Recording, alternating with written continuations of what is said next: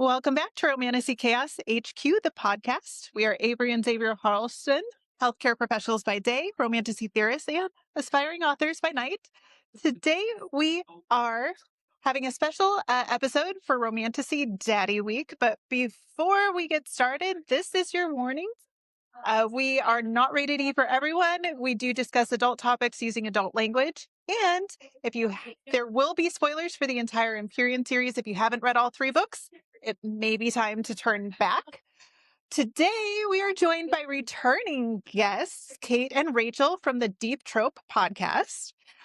You were recently on our season 1 bonus episode discussing rebellion, resistance, and revolution.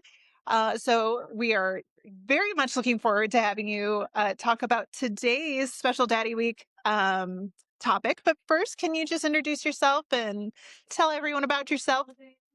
Sure. Thank you for having us back on the pod. I'm Rachel, Deep Trope's resident romantasy theorist, or probably more like conspiracy theorist. Yes, there's a lot of that. Oh, and I'm Kate, and I'm our resident spice connoisseur. So, conspiracy theorist, spice obsessed.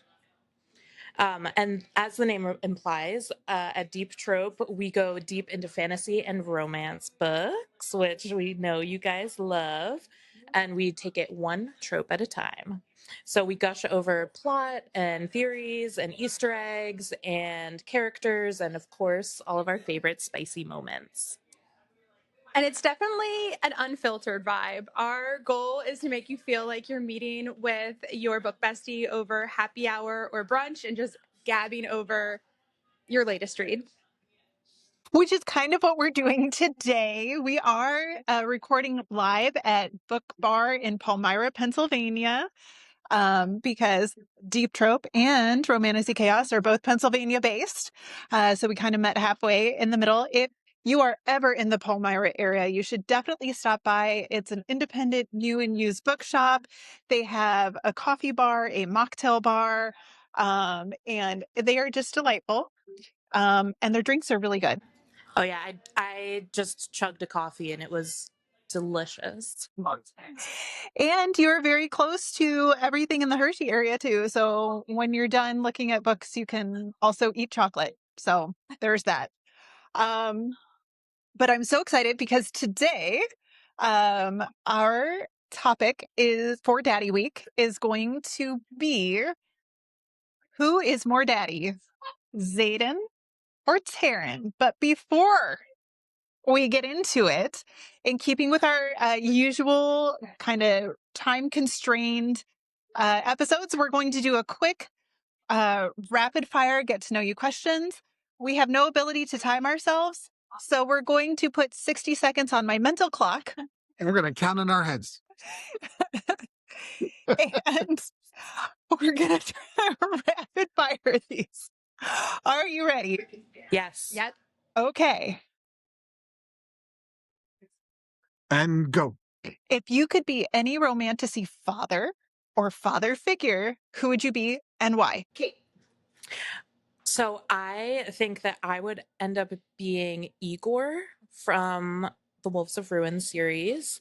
I think he's a very positive father figure for Marin in the series. He kind of helps her to navigate and prepare for the harsh world that she is existing in, and then later helps to keep her grounded and connected to the commoners in the kingdom as she adapts to her new power. So I think great father figure. Rachel. So this is tough because father figures don't tend to last very long in the books that I read. Very which true. is one of the reasons I'm very concerned about Tairn. But does Jamie Fraser count? Oh, from Outlander? Yes. I think he definitely counts. Yes, He counts for everything. because he's daddy. He is everything. Yes, he's daddy, but he's also father figure. And watching him with Fergus, and then later, Brianna and his grandchildren, he's just such a wonderful father. And a redhead.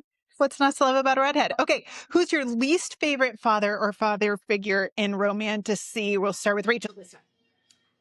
Arabin Hamill from Throne of Glass series. Absolutely correct. Like Earl, he's got to die. Exactly. Now, he's only read Crown of Midnight. Well, he's in the middle of Crown of Midnight, so he does not even know all the things yet. But yes, Arabin. Gotta die. Right. Sorry. I'm definitely going to go with Molokai from The Silversmith. If you haven't read that one yet, my God, the worst of the father figures that I've encountered. That's saying a lot because I Right. can think of some bad ones. Quack, quack, quack. And that's only one. Oh, is that our 60 second? That's actually things. Has 60 seconds gone off on your mental clock? It has. Okay. Oh. All right. So the original concept for this, for Daddy Week, was who's more daddy, Tairn versus Xaden. And then we got to talking, and I think it kind of depends on how you define what daddy is, which we have already recorded an episode with the Banter and Bookmarks ladies where that was the question. What makes someone daddy? What is daddy?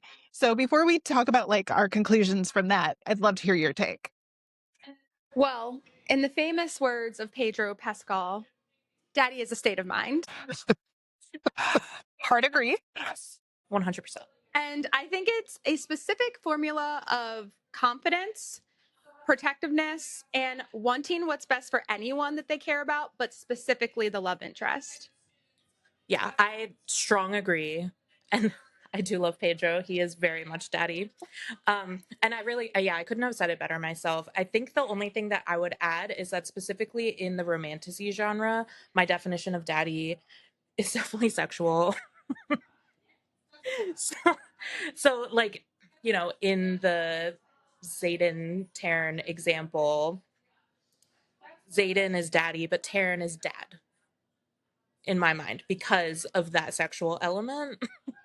And I really like, I can't speak for Rachel on that. I don't know, but for me, I don't see Tairn in that way, but he has the protectiveness, he has the confidence that I feel like are staples in daddy, but he doesn't have that third element, the sexual tension. I think Avery's ready to. I mean, I'd love to hear your thoughts on that, but listen, it's a personal preference. Okay, so well, and here's the thing. So like everyone's attracted to what they're attracted to. We say all the time that I'm totally like sapiosexual. Like it's really not about the physical form you inhabit. It's about the way you make my brain feel. It's about the vibes. So, and I love, you know, not that I'm not attracted to Xavier, but there's something very distinct that he does to my brain that is, you know, back off, ladies, it's mine. But yeah, so for me, the thing that we ended up talking about, I don't know how many others are chasing, but go for it. well, I'm very curious too, because you definitely have thoughts about who is daddy and like where you see this, but like I will say, so for me, like nothing for me is about the physical form that you inhabit. That's like not what makes you sexy. So for me, like the idea that Tairn wouldn't have it because he's in a dragon form like doesn't compute. But I get what you're saying, and at the same time, Tairn makes you want to be a dragon shifter? no. No, it makes me want to be a dragon, maybe. A shifter, no thank you. That is so much more complex. First of all, you got to be destroying clothes left and right. Oh, I know. Nobody has been able to explain that. Like how? Yeah, nobody. Our 14-year-old has an answer, and she gave us an entire speech about how every shifter has a pocket universe, and they're actually moving their forms in and out of the pocket universe, or otherwise physics doesn't work. Yeah, so like their dragon form goes into the pocket universe when they're in their human form. So they get to keep their clothes. Then when their human form goes into the pocket universe, the clothes go with it. So they're intact. That's fascinating. Physics. So it's one mind connected across two universes, one of which is a pocket, so they can take it with them. And we got a whole speech. And I'm like, oh my God, you made it work. this is probably going to be something we cut. Wow. But if you're not scared about the book she's writing, like it's going to be too smart for me, I think. I mean, listen, it's as good of an explanation as I've heard before, because the only other resolution that I've seen is that they're just kind of leaning into it, and it's like, okay, yeah, we are just destroying a lot of clothes, and we do just end up naked all the time. Frankly, I don't know that there's any physical form of a dragon shifter that wouldn't be like appealing. So I could, but it's got to be expensive. It's just got to be expensive if you're destroying the clothes. So yes, quite. Looking at you, Jacob. It's not a dragon shifter, but still, same thing. And the shoes, like just take the shoes off first, maybe. But anyway, assuming you have time. We have totally lost the plot here. That's my impact. Sorry, back to the plot. So, what I was going to say was, we have children who are the same age as Violet and Xaden. And so, for me, the older I get, the less any person's form who is in the same age as my child just like didn't do it for me when they were 12. Still not doing it for me like at 24 because I'm just looking at you and seeing my kid. So fair. There's that part of it for me too. Now, like Ben Ryerson. Yes. Immediately yes. I think I've decided that he needs to be Michael B. Yes. Michael B. Jordan needs to be fat. Oh, you are preaching to the choir. That was like, I did a whole post on this. Oh, maybe that's where I got it and I forgot. But like definitely the other day, I'm like, it's canon now. Like that is his not quite cameo, but cameo role is like. I mean, I really hope so. That would be beautiful. If producing this, what is it, a movie or a TV show? TV. If he's producing this and he is not Ben Ryerson, like that is a crime. Yes.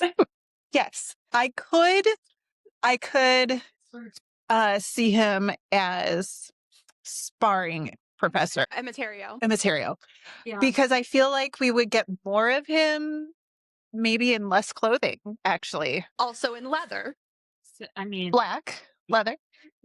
Because, Ben would not have been wearing black. He was infantry. So I could say I could handle him probably in black leather. But anyway, so the aspect of like attraction and physicality being part of Daddy. I'm curious because for you, I think your daddiest daddy is Luther Corbois. Oh, it's Luther Corbois or Hades from the Games Gods Play, the Crucible series. The Crucible series, and particularly in the Things Gods Break, because for me, like the daddy piece of like, I fully support you and trust you, and we're gonna like do this together, even when like I don't know what's going on.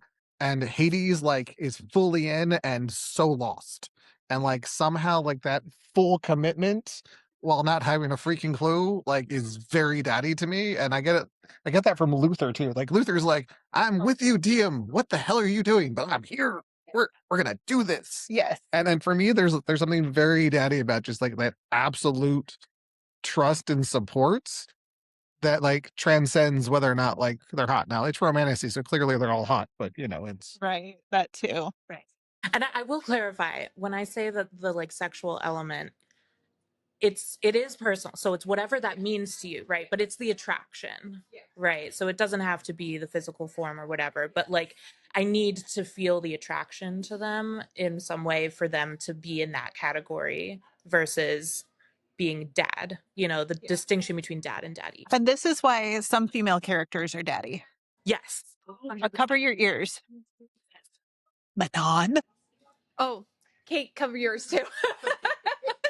A little late for that. Earmuffs are talking about Tom. Kate DNF'd the Throne of Glass series. Okay. At least for now, okay? I don't know if it's a permanent thing, but I got distracted with other things and I wasn't quite pulled in enough to continue it at this time. Did you start with Assassin's Blade or Throne of Glass? I started with Throne of Glass. Have you read Assassin's Blade yet? Not yet. I have it though. Okay, so I did Throne of Glass and was really, and like we have a book group about it. And I'm like, oh, I committed to like an 8-book group.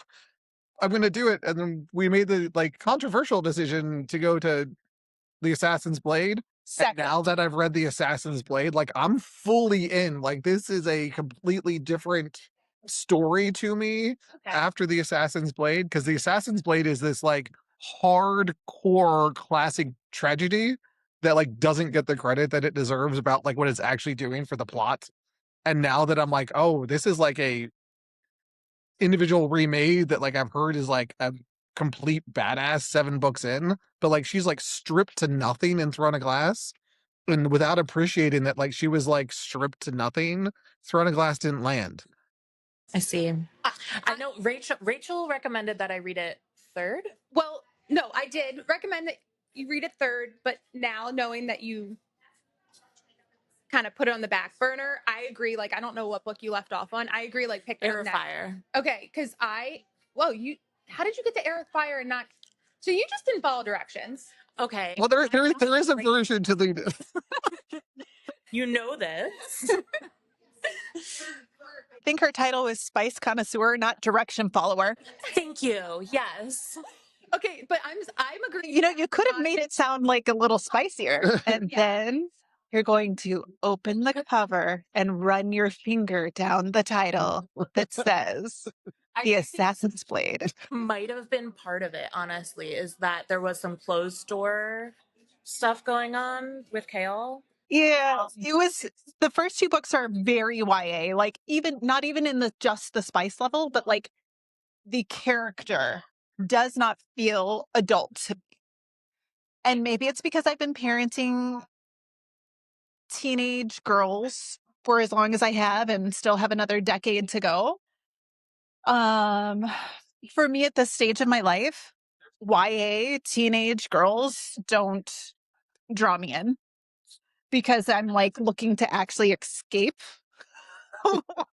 the angst of having all of these teenage girls around me all the time. I love them so much, but also They're very YA. they're very YA. Yeah, we have a lot of YA happening in real life. So I did find the first 2 books to be very YA. In a strange way, I feel like Assassin's Blade feels more adult than Throne of Glass or Crown of Midnight. That's because the arc is a very adult arc. I mean, like she is not, she's still a very YA teenage character, but it's a very adult arc, you know, like tapping into Persephone and Antigone, and like it is a very classic arc, and it just feels so much better to read than Throne of Glass. And then you're watching a completely different character, and then that character no longer feels like a teenage daughter to me, whereas like reading Throne of Glass is like, oh my god, this is like watching one of our kids screw up. This is all One of our kids have gone to camp. Maybe I'll abandon Air of Fire for now, because I didn't finish that book. Like I started it and didn't finish it because again I got distracted, which part of that is also my ADHD probably. But maybe I'll just abandon that one for now and try again with Assassin's Blade. And Assassin's Blade is nice because it's like 5 little stories. So there's natural stopping points, which is nice. So like if you're reading it and you're not, by like the second story, if you're not feeling some attachment, it's an easy stopping point. But if you've already read Crown of Midnight, then there's going to start being things that you're picking up on that you're going to be like, oh, wait, what? Oh, yeah. I mean, the first 2 chapters of chapter 5 of Crown of Midnight, I'm like, oh, this would have been meaningless without the Assassin's Blade. And now I'm like, it just hits I was different. like, oh, this gets you right in the feels. Yeah. So I'm a big the Assassin's Blade early, but bringing it back to topic. So Daddy, making you follow directions is Daddy. Oh, giving explicit instructions and you have to follow them step by step. Very Daddy in a book, not in real life. Well, Yeah. some of us might need that in real life. Well, listen,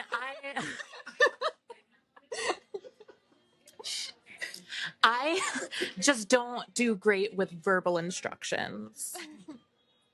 But that's a personal thing. Let's talk about daddies, guys, okay? This is not about me. This is not about me. Like, so for me, I mean, I definitely agree that like support and maybe like empowerment of the people they care about. Like, I don't, while still also like, I will absolutely protect you, but I also trust you that you can take care of yourself. I'm supporting you to be the strongest and best version of yourself. But also if you need to not be strong right now, that's also great. Like, The trust is very key. yes. So for me though, and there's also a level of maybe you don't see characters in a certain light because they're not painted in that certain light, but like, could this character in other aspects of their life that you don't see be daddy? Maybe. But so like for me, Riddick, not daddy. No, he's great. I love him. Sawyer, not daddy. Daddy potential though. I feel like he could be daddy. Um, but Riddick doesn't have it. Garrick, not daddy for me. But he has potential. If we get one Imogen POV, Garrick's gonna be daddy. I think you're probably right. I mean, again, a little bit of a sidetrack here.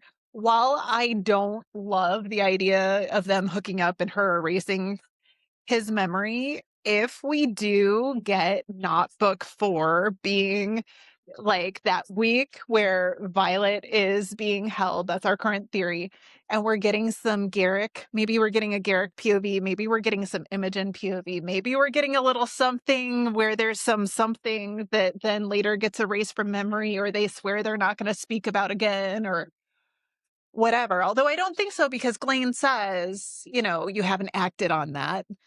But yeah, I wouldn't be mad if that found its way into not book 4. Yes. Oh yeah, like Garrick yearning for her while he's away. That would be, Dropping I off love the wyverns. yearning. Nothing like finding some wyvern and dropping him off around to make me think of Imogen. So romantic. Are there any pink wyvern? Who needs roses? Um, I don't know why I just thought of this, but like right now, Dane is like giving me like 50 Shades of Grey. We'll fill out a like long contract kind of daddy. It's like we're gonna like done all the rules and then we're gonna follow them to the letter. All right, I see Dane going. but I think his rules would be mundane. It's right there in his name. Like, I'm pretty sure Dane is short for disdain. But I mean, Dane, not daddy. Not daddy. I agree with what Xavier is saying. I could see him definitely. Oh my gosh, Sloan. like, I could see him having potential. Yes. No, Especially if he's had a wing leader voice. but he doesn't. Okay, but the trust thing for me, he doesn't trust Violet. But he trusts Sloan. He followed her off. Well, actually, I think this is a very interesting point because, like even bringing up like Fen, from a first person point of view, you kind of get like who they think is or daddy, and like is their trust with them versus like looking at Asher and saying like what's between Asher and Lilith. The way that we see it makes Asher very very daddy. Like they are keeping secrets, and he knows she's keeping secrets, and she's writing things that she's not sending him, and he's like full in on it. And if you had asked me like which daddy figure, I would have said Asher because Lilith. I kind of think Lilith is daddy. Oh, Lilith is daddy. Yes. I think Yes. Asher agrees. And as we all know, my personal headcanon is that Lilith has a great ass because Mira is Lilith, and we all know about Mira. So, like, I totally think Lilith was a MILF too. So, Yeah. But she screams daddy to me, but Asher does not. She screams daddy. Just say that. Asher, I know what I'm clipping. Well, can we say, I mean, literally and figuratively? Ideally. Ideally. I guess that's an ideal world, yeah. We keep like going on these tangents, which are delightful. I love that. You can decide what to cut. Yeah, I don't think our listeners listen to our long form for structure. well, even if they wanted to, you're just not going to give that to them. The ADHD is strong with this one. Okay, so Will you? Yeah. So like I'm trying to think of who else before we really get into Tairn and Xaden of our fourth wing cast of characters. Who would you say is daddy, like on the scale there? Is or is not? Yeah, okay, either one. Well, I know we were talking about fourth wing, but Yeah. okay. We can jump series. Well, back to Throne of Glass. I do have some thoughts on explaining daddy versus not daddy that I think it's easy to point it out with these two characters. So I apologize, Kate and Xavier, but Go ahead. Adian, not daddy. Rowan, yes, daddy.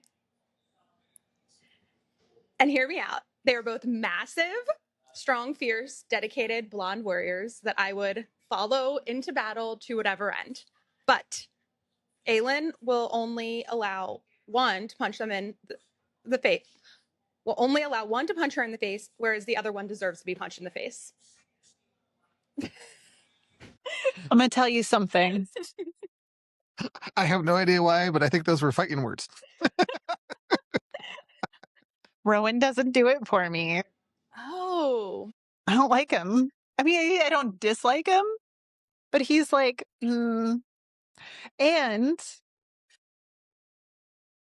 of people who read young but are not too young, Adian's right up there for me. Like, there's a the way that he lets himself be seen as a himbo when needed, but isn't. I like that. Oh, I love Adian. I just don't think he's daddy. I think Lysandra's daddy. I love Lysandra. Yeah.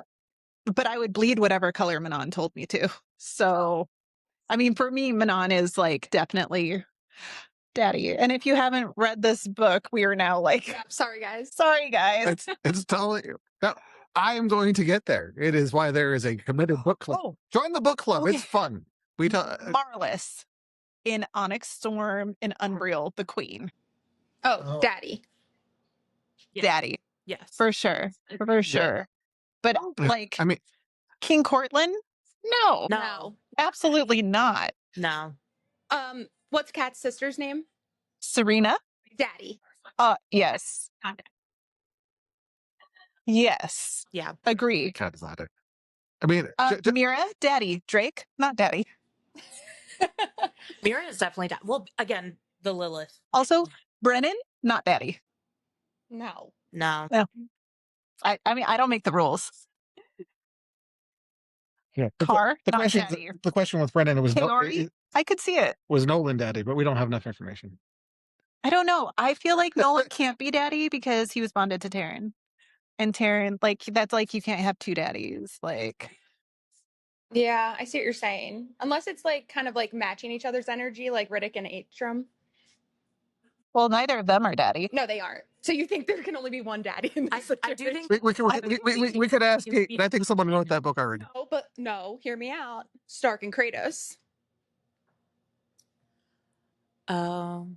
Okay, so this comes down to, do you think Sigale is daddy? Yes. Yes. Oh, I don't know. She's like mother. Exactly. Okay, yeah, that's all. Oh God, that's a whole other conversation. Mother versus daddy, because there's a lot of crossover there. Yes. Yes. But there is that distinction. Okay, if mother's in the options, I feel like in the Sigale Tairn relationship, she's not daddy, but he is. But in the Sigale Xaden relationship, I don't know. All right, someone else finish my sentence. We're making some daddy tears now. Like, Yeah, I'm really like trying to work through all of these how aspects. complicated are you trying to make this podcast? We went from like Tairn versus Xaden to Tairn versus Sigil versus Xaden, and now it just got. Well, if they haven't had their coffee yet, now's the time. Listeners. the dynamics are. I mean, it's hard because if you really dig into it, it's almost harder to decide. I feel like you just have to go with your initial instinct because so much of this is the vibe. Well, I feel like between Xaden and Sigale, she's more daddy than he is. Yes. And although we're going to debate it, there's no judgment. Pick your daddy. Have fun. Yeah. There is no right or wrong way to like a daddy. Like, just enjoy. But just like there's more than one right way to enjoy romantasy, there's more than one right way to enjoy your daddy. Let's clip that one too. The way he immediately is like, wow, okay. I feel called out, but okay. I feel like if you have never been in person, you can't appreciate how much his shoulders bounce when he laughs. It's my favorite thing. Oh, okay. He shoulder laughs. That's impressive. It's great. Okay, so it's how I burn my calories. All right, so getting back on track. Wow, we are just. I don't know if this is because we're like in person and more distractible, or just because you're not adequately caffeinated, or I don't know what it is. Like but my third coffee, but yeah, it's the frontal lobe is not engaged. But going back to Tairn versus Xaden, let's get to the book. Let's get to the evidence.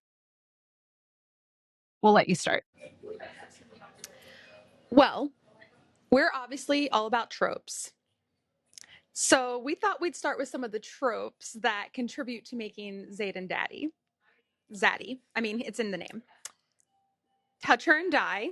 So when he takes out Orin, right? And all of his groupies when they attack her, we think that's the first sign that Xaden is zaddy. Yes. He trains her, my personal favorite trope, obviously. Oh, and along with that, he gives her gifts and treats. We love a treat. Like a Deverelli silk nightgown? I was thinking, what was it, 12 daggers? But yeah, that too. The nightgown was for him. I was trying to think of what the treats were. Gifts and treats. Yes, knives can be treats. Both. He sort of talks her through it in that he shows her through it. Yes. So when she's training with Carr, and then the throne scene, showing her visuals. Visuals are key. He's a leader, a reluctant leader. So he's got that humility, and he's kind of forced into this situation. But he's a very strong leader. Mm-hmm. And he bathes her. Daddy bathes her.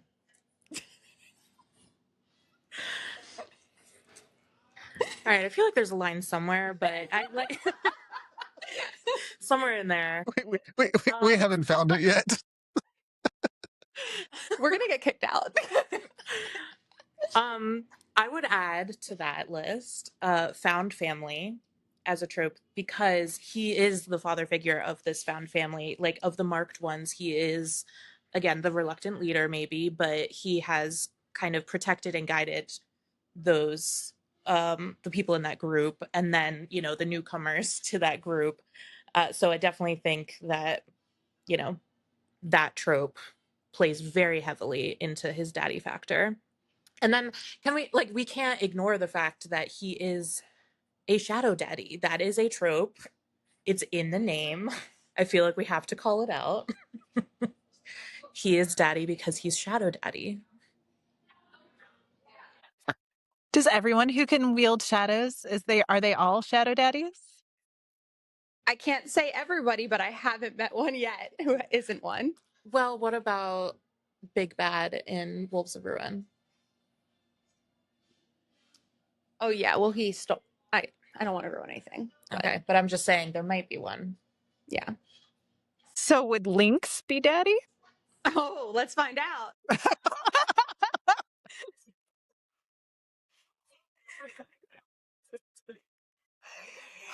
Like, not sure, but willing to test the theory.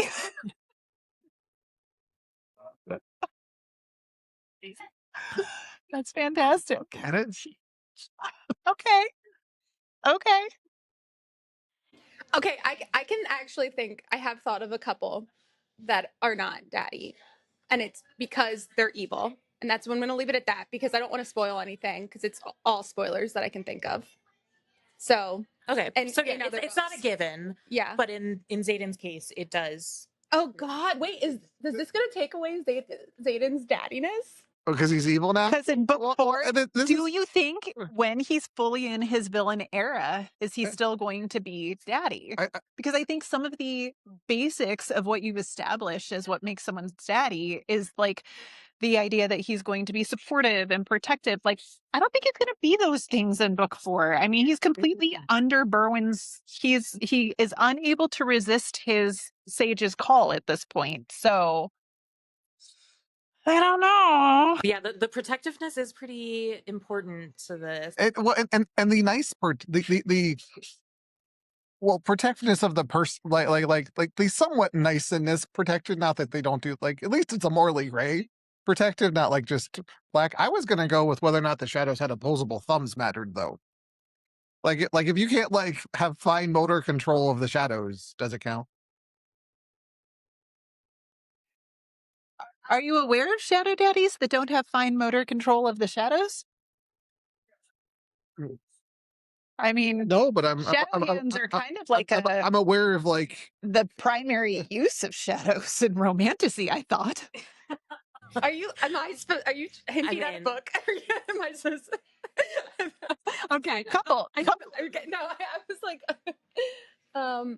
yeah.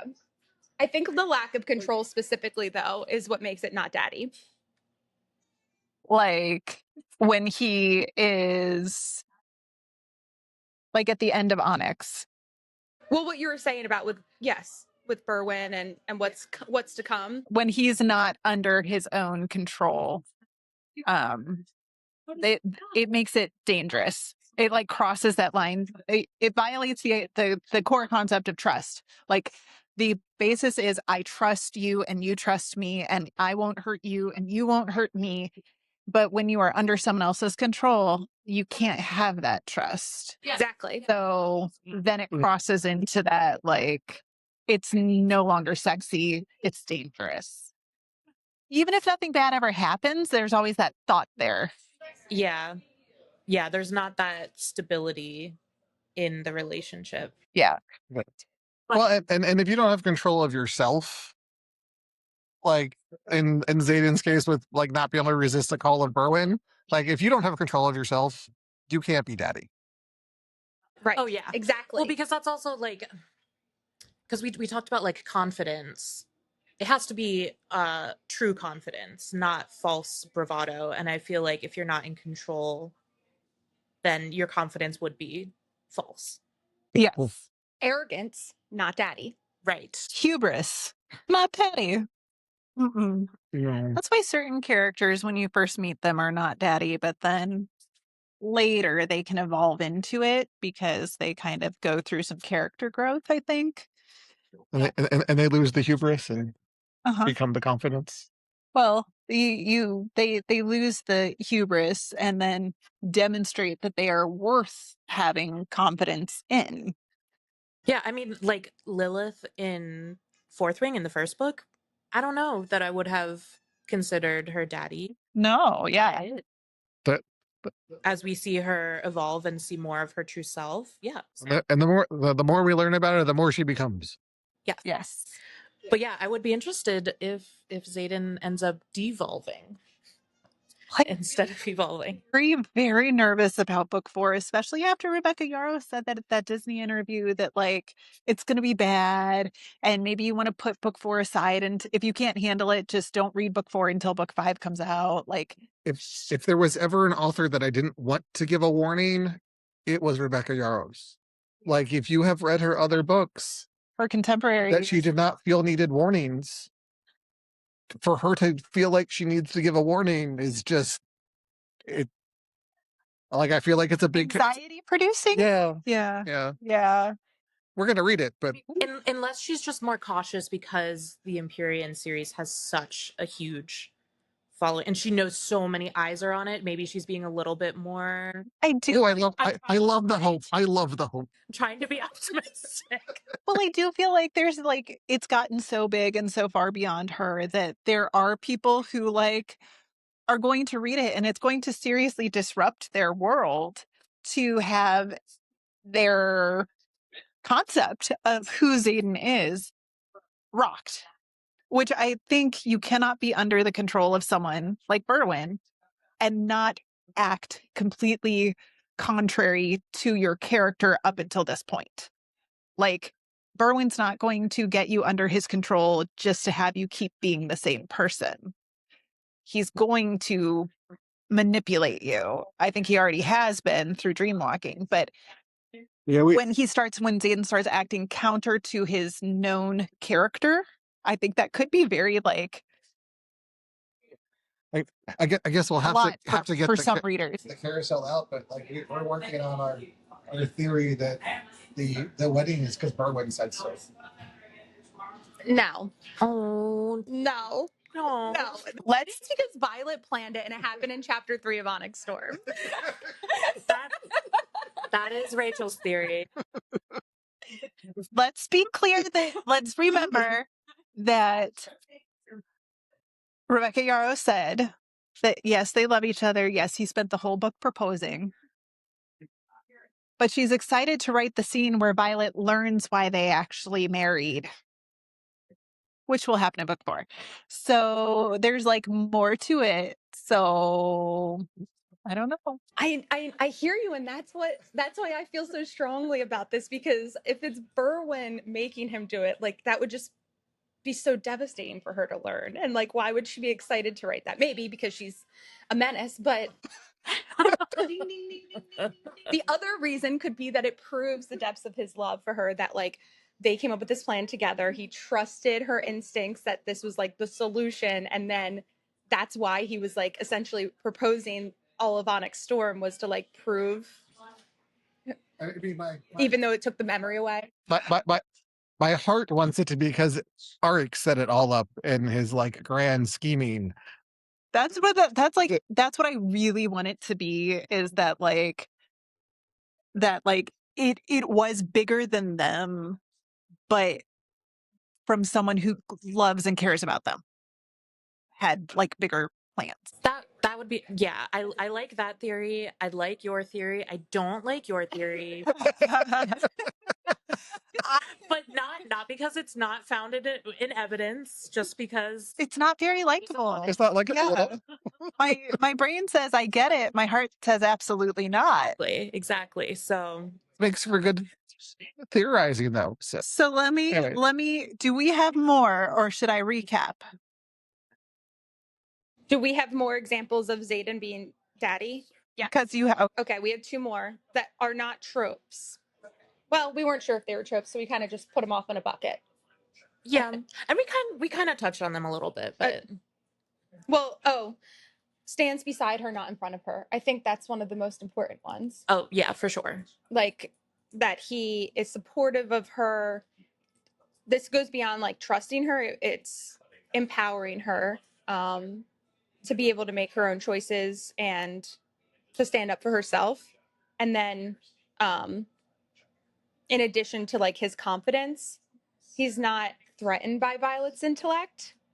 In fact, he values it and he appreciates it and finds opportunities to elevate her voice, which perhaps is another reason that they got married, which is to elevate her status and make her voice go further. Again, that would be 100%. If I was going to have to leave Tyrandor, like if I was in charge of Tyrandor and I had to leave it in somebody's hands, 100%, I feel like Violet is the most equipped and capable and trustworthy of available options. yes. Absolutely. And I do agree that one of the most daddy things about Xaden is how he treats Violet and his point of view in the point of view chapters in Iron Flame from Xaden. Yes. The bonus chapters in Montserrat, right? That's in Fourth Wing, Montserrat. Chapter 27, bonus chapters, Xaden point of view. Where, yeah. Yes. But I like a Fourth Wing, it was his POV chapter at the very end, where he's just brilliant fucking woman her left and right. That I was like, okay. First of all, sapiosexual. Second of all, yes. Also, yeah. So like that was one of his most attractive moments for me. We love a supportive daddy that is not intimidated by a strong woman. Because I feel like we've seen that a lot where like, you know, there's no clash there between them. No, there's no like dick measuring contest happening, you know? Like they're just so supportive of each other, but especially Xaden to Violet, and I love that. Yeah, I mean they're definitely designed to be a power couple. Yeah. They have to get to the other side of this, but they're going to be a power couple. They have to get to the other side of book 4. So do all of us. Let's just be honest, they're going to probably be mostly on the other side of book 5 before it all works out, but Let me dream. Hope. Let me have some optimism. I just want you to know this came out of nowhere, but it's in my head. Someone was like, I don't think you can write however many pages, 200 or whatever, for not book 4 during that time period. I'm like, friend, that's like 50,000 words. We sat down and did the calculation. It's like 50,000 words. I can write a 10,000 word sex scene. Okay. And JLA can write a 60,000 word one. So I feel like we get maybe we get a Garrick and Imogen, maybe we get a Violet and Xaden. We don't even need much plot, guys. Well, no, and at the end of the Wyvern hunt and rescuing her, there is a spicy scene. Yes. And it's from Violet's POV, so we could get it from Xaden's POV. And you remember it, I can't believe we're just going to go down this road, but you remember the when they asked at the Disney interview what Colonel Atos was doing when he got sent away before he came back. So for Iron Flame, what was he doing during that time? And she said, you can't know that. She refused to say. Maybe we're going to get some of that. Maybe we're going to get some, I would love a Lilith POV. Like that would be so cool. Like when she finds out and like everything that she's kind of juggling as she's thinking through how she's going to react, knowing what she knows, knowing like her interesting relationship with Xaden and her, that everything they've done has been to get Violet to this point. Like what all is she juggling in her head as she plans her response? Now you've just convinced me the meanest scene that Rebecca Yarros could write is the firing of the Wardstone from Lilith's point of view. Oh God. Hopefully not. I don't think I can take that. Want to break all of our hearts in one fell swoop. I do think, a Lilith point of view, like you were describing, though, that sounds like the political intrigue that you love. Oh, yes. Yeah. I would love that. Absolutely. All right. So we're going to come back to where our topic was. Okay. So Xaden, touch her and die. He trains her, gives her gifts and treats, talks her through it, is a humble leader. Reluctant was the word used, but I would say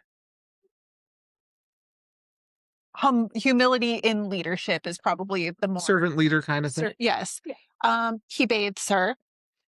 Found family. Shadow Daddy stands beside her, not in front of her, and he's is not threatened by what Violet brings to the table.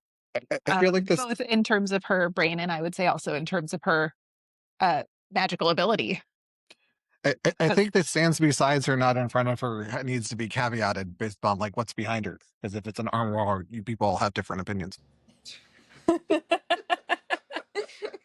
So I'm gonna just run them from the top. Touch her and die. Tairn totally does touch her and die with Violet and Andorna. And he says something about coming after people who were gonna go after Sigale too, right? There was He's threatened my mate. there was I mean, yeah, he has very strong protectiveness. Yeah. He definitely is protective. Going after Solus and making very big for forgiveness. Oh yes, that was the best daddy scene I think. That was actually a pretty good daddy scene. That was good. It was good. Yeah. He trains her. Yeah. Like that's like half a fourth wing. He's not maybe quite as supportive as some of the other. I mean, he is, but he's like a little bit of a bitch about it sometimes. Well, he's like supportive in the sense of like, look, if what you need is accommodation, that doesn't dishonor me that your body is made differently. And like, what you need me to get down so that you can have an easier time mounting. Like, I am secure enough in who I am that none of these circumstances dishonor me. I will say from my perspective, I am the second biggest dragon on the continent and my tails are unmatched. But like you can put a saddle on me, somehow is very daddy. Very, very daddy. Yeah. I mean, and I'm never gonna argue that Tairn doesn't have strong daddy tendencies. It's that one element. Just that he's a dragon. It's just that I don't. Maybe it's almost that he's too daddy. That he's dad. He's papa. Yeah, and so then that completely negates the. On the way down, she asked me something like, "No, that's like papa, not daddy." So there is this like threshold for which you like then can cross over that I can see. So essentially, you're saying, it sounds like Xavier and Kate, you're saying that the daddy spectrum is a circle. Well, I feel like the daddy spectrum is a circle in the eye of the beholder, because the thing that makes him papa to Violet, I feel like is the exact same thing that makes him daddy to me or to Sigale. Yeah. Yeah. Yeah. Again, there's no right or wrong answer. Yeah. Yeah. I do think there's this we have too many fantastic male characters. And I don't think it's like a stage of life thing, although that probably contributes to it. Like, but it is this like where are you in the perspective, and like what is daddy to you like right now in your life today?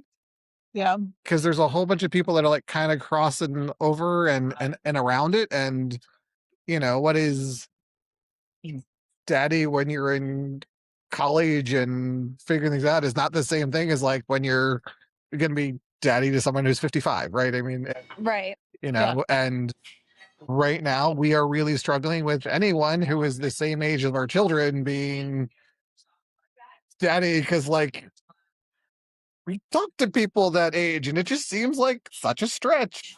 Right. But the circumstances have molded him into somebody beyond his years, I believe.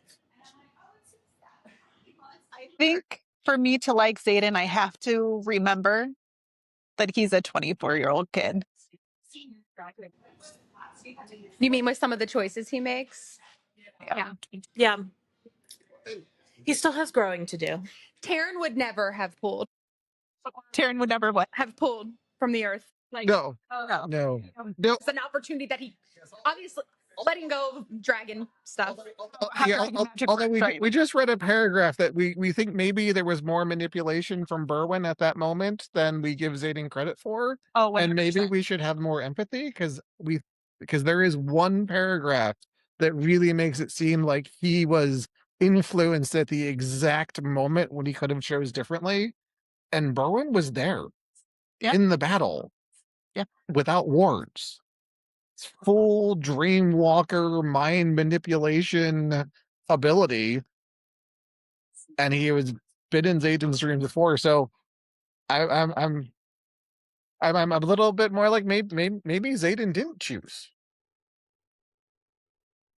Maybe. Well, I think Xaden made a choice. This is the biggest choice that Xaden made is probably not whether or not he pulled from the ground. It was whether or not he was willing to ask for help. And he refused.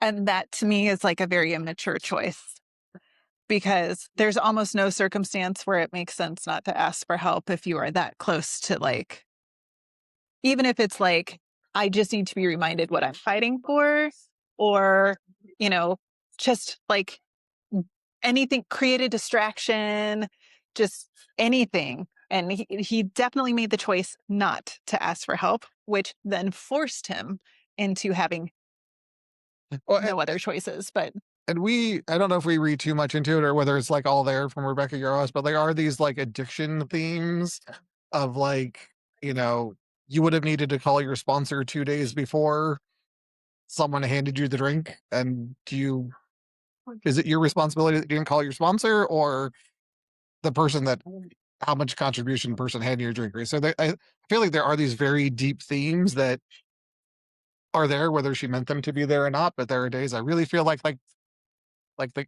there. But anyway, so that's very not daddy deep, discussion, not very daddy. But coming back to it, Tairn does not give Violet gifts and treats. I think he gives her himself, which that is a treat. He gives her his magic. But does he give Sigale gift and treats? I don't know. I do feel like he a gift and treat to Sigale? A sheep. Yeah, I'm like, some kind of dead animal for you to eat? I don't know. Torturing their enemies in front of her. Sharing like a memory of watching their mutual enemy get beheaded or something. Yeah. Like, I feel like it's a big version of a cat. Like, I brought you a live wyvern. You get to take care of it. Yes. Ooh, Sigale would like that. Sigale would be like, you're not sleeping in the doghouse tonight. And then I guess sleep inside the cave. Whatever like sexual treats dragons like, I don't know what that would be, but I'm sure there's something that she would appreciate in that realm as well. I think dragons are into fire play. What does that look like? I don't want to think too much about it. They're into fire play. Oh, yeah. For sure. Yeah, for sure. For sure. Like that like place between pleasure and pain. That makes sense. Sigale's very into it. Tairn came home like, I had a short visit with Mira's friend. Do you get that joke? Mira has a friend that can change the size of things. Right. Make small things big and big things small. Yes. Okay. So we are going to get kicked out now. Should we circle back one more time? We're going to try it one more time. Talks her through it. I feel like in the sense that it's used to describe Xaden would be real weird. However, I do feel like Tairn talks Sigale through it. Mm-hmm. Yeah, for sure. That's just the vibe that you're getting. That's the vibe that I'm getting. Yeah. I'm certain he shares memories. Yes, exactly. That too. And he's definitely a leader. And what I like about Tairn's leadership is he has no hesitation to step into the role of leader among the dragons when it's needed, while still respecting her role as, whether they're in the Isles or even at Resin, her role and Xaden's role in leading like the human aspect of things while he steps into leadership among the creature side of things. Like when your leadership is not threatened by someone else and there's a mutual respect that you're able to operate from, very sexy, very daddy. And I don't think he's threatened by Coda. Like, I feel like he has like a really good working relationship with Coda. Like, he's not like, I need to like run the den. Like, Coda must go. He's like, yeah, it's Coda. He's not me. I agree. He's not mated to Sigale. Yeah, exactly. So yeah, power couple.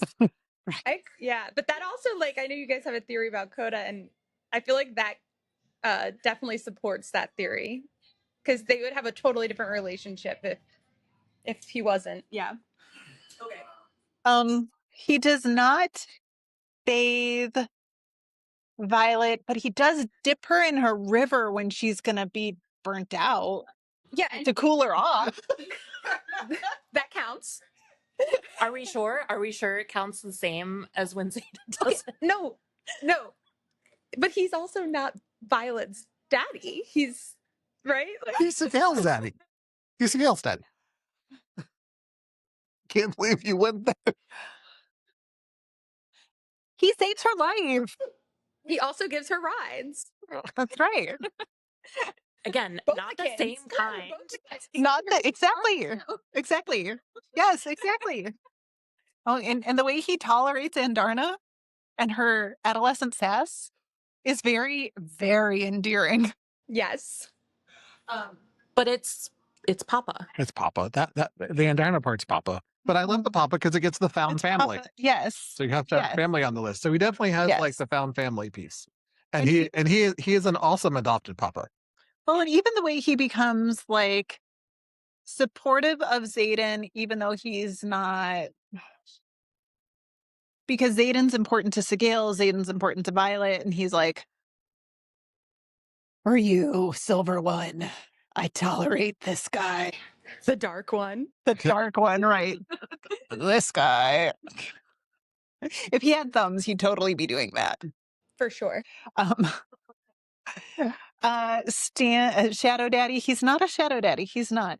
I feel like he does cast a giant shadow, though. But So Metaphorically speaking, or literally, or both? both. And he's like a shadow himself as a black dragon. True. Okay. Accepted. Stands beside her, not in front of her. I would say probably even more than Xaden, it's Tairn pushing her and having belief in her, even to the point of where he's like, wield. And she's like, I can't wield. He's like, yes, you can. Like, Well, and this, you shall not die. well, Like, and even the way he handles the Solus and Varish situation, he is like, you're going to apologize to the one that Andarna found worthy to select, right? Like it is all about like, you're going to apologize to this awesome person, not like, I'm so strong you're gonna like bow down to my rider, right? I mean, like there's a huge stand beside her, not in front of her moment. yeah.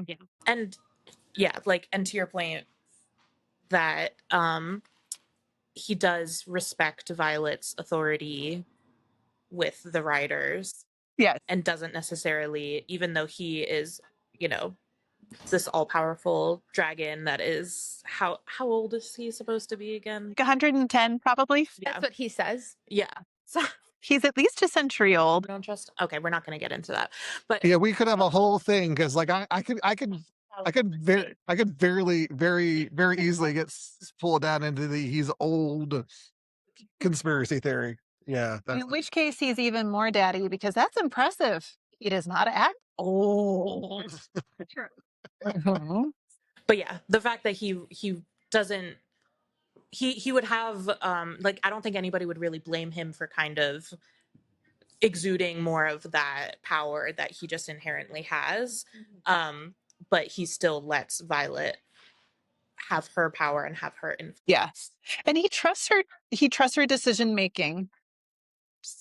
Like, he also distracts her from really important lines of thought, which I don't love so much, but like constantly he's like, what? Don't think about the priestesses in Umbriel. Focus on your life.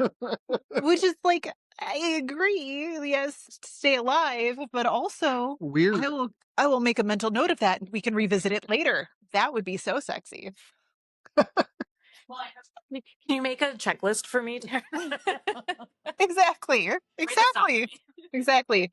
I definitely want to come back to this. So can you put a pin in it? Tairn set a reminder for 9:30 p.m. to revisit the Priestess of Umbriel. Yes. Exactly.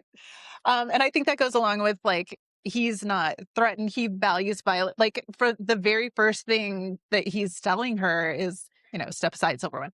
But then he's like, I know exactly who and what you are. Like he actively chooses her. He actively tells her like, I'm not here for your physical strength. He says like the strength of your courage is more important than your physical strength. And I think that's super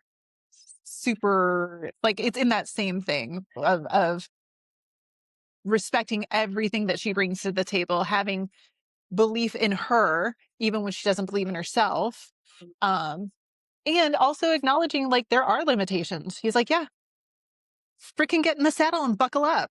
Like you are limited, you are not able to do everything, so freaking buckle up and then focus on what you can do.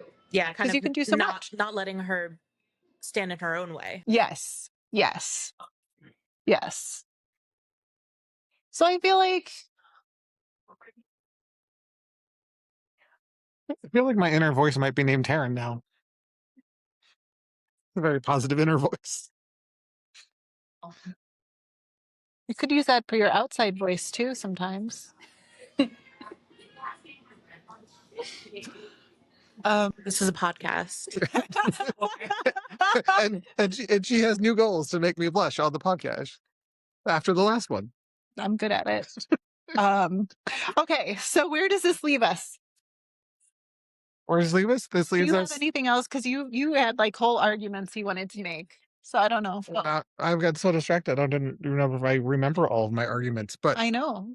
This is how I Yeah. win our arguments. I distract you.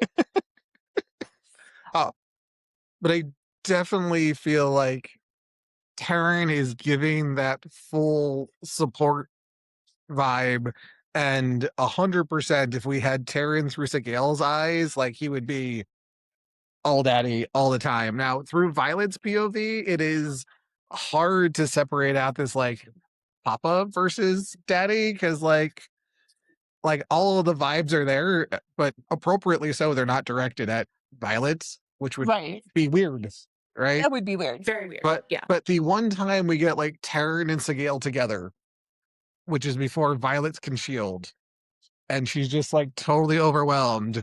Like I very much headcanon, like he's like all daddy. Mm-hmm. Like I feel And like in that moment there was definitely a seduction underway, and he was being very effective at seducing Sigale. And I don't think you can possibly seduce the Sigale we see from Xaden's POV without being, daddy. Yeah. Yeah. It's like our son sometimes says to he'll be like, he's at that age where he's definitely interested in girls. He's 15. And a lot of the girls at this age are not really into dating. Like they're good for them. They're doing their own thing. They're focused on their own goals. But like he's like, maybe I could just ask someone to the dance or whatever. And he's constantly like, what does he ask you? How did you he's like, how did you land mom? or whatever he'll ask. He's like, not because he thinks, but he recognizes that for him, I'm a catch, but not for our son. Like, as opposed to our son, like that would be weird because it's our son. But like, yeah. Yeah, the amount of people that are like, how'd you get above the rim? I'm like, talent, effort, a trampoline. I don't know. I assume you said something very smart based on your sapio. My sapiosexual, like, yeah. No, he tickles my brain. Also, I was very good at that walking that line between persistent and stalker. Say fine, but very important line. It is a distinct, very important line. Yes. Yeah, I feel like the grandparents' generation obliterated that line. They were full stalker. They're like, yeah, I sat outside the ice cream shop for I like your 30 grandpa voice. 30 days and bothered her every single day. Bothered her. Then she finally broke down and said she'd go on a date with me.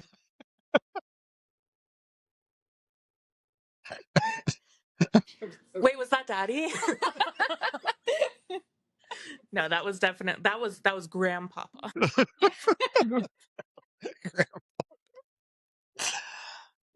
I do see you wore me down though. I did, but and I wore the bank account down because persistence is you bring everyone coffee at the nursing unit. Stalker is you bring one coffee, and then you're like, oh, I had a coupon. I didn't have it for. You just kept showing up with coffee. I mean, You wore me down. I mean, yeah. we've already talked about the importance of treats. Yeah. I mean, I'm not going to say that like I swapped patients based upon nursing assignment. But he's also not going to say that. Say. He winks. So forced proximity.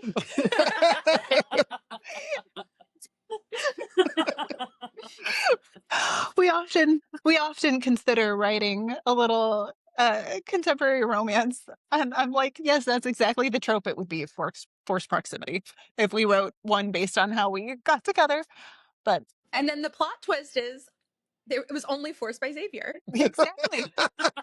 Exactly. You do a lot of night shifts when I'm on night shift.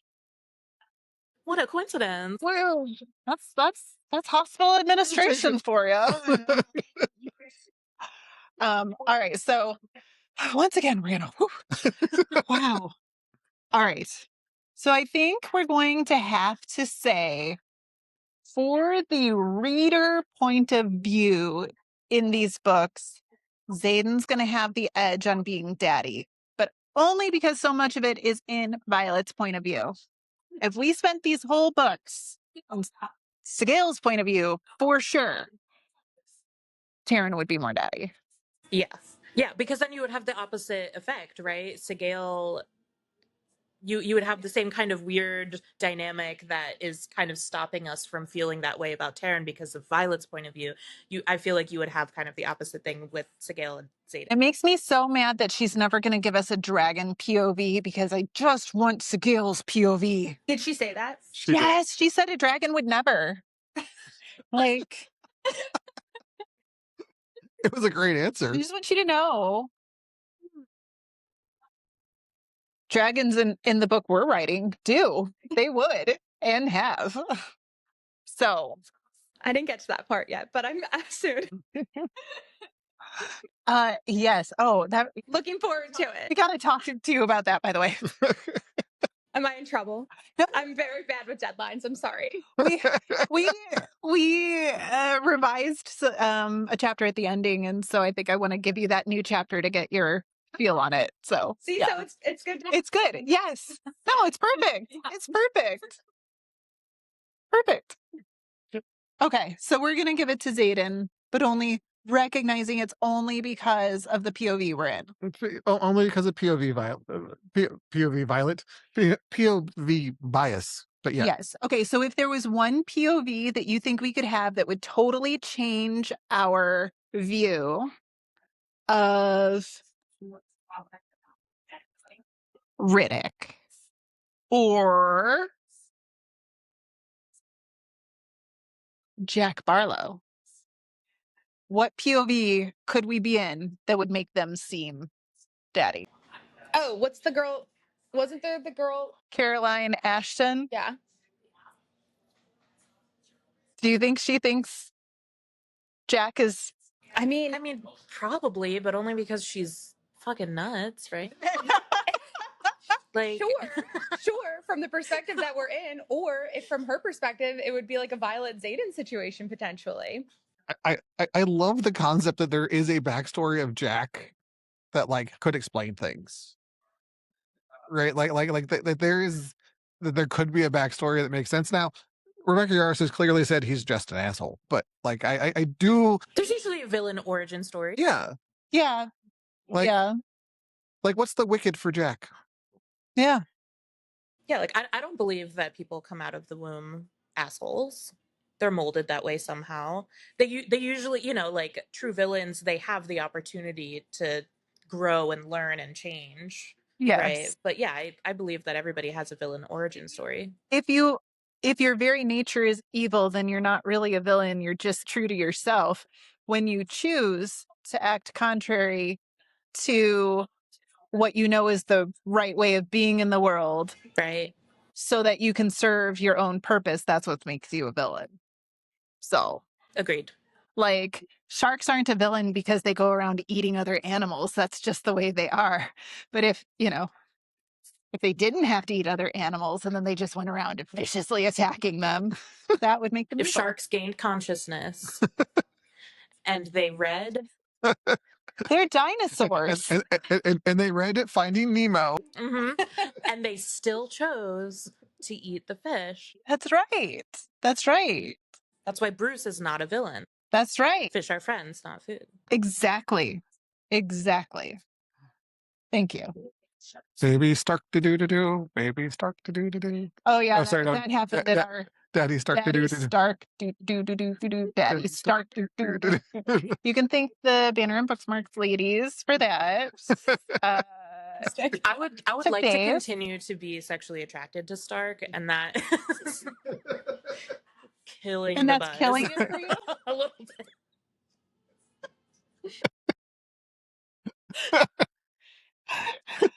Oh, Well, it is called Romantasy Chaos HQ for a reason. well, guys, We're leaning into the welcome chaos. to the chaos. Yes. Oh my gosh, so much chaos today. All right. Do we have any final arguments? No. Any final statements?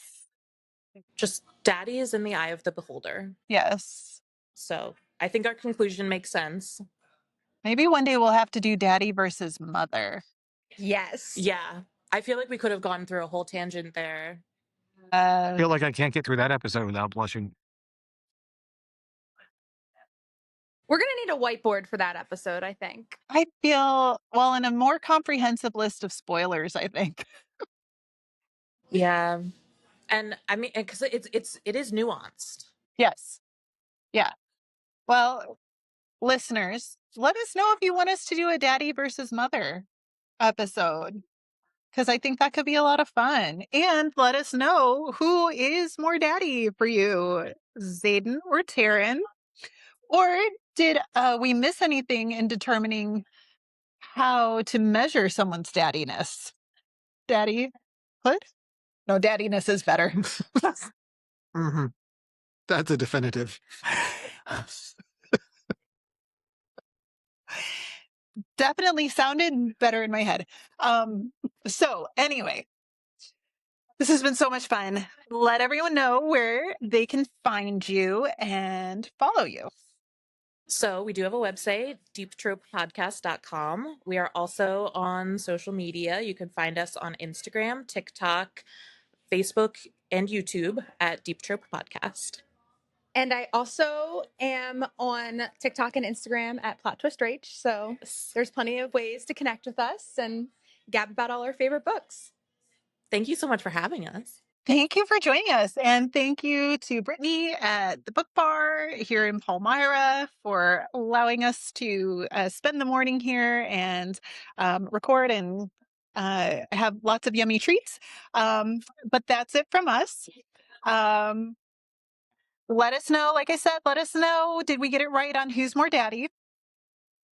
And remember, we love you. Stay out of the clouds, off the ice, and confect us. We'll see you next time. See you next time. Bye. Bye. Bye.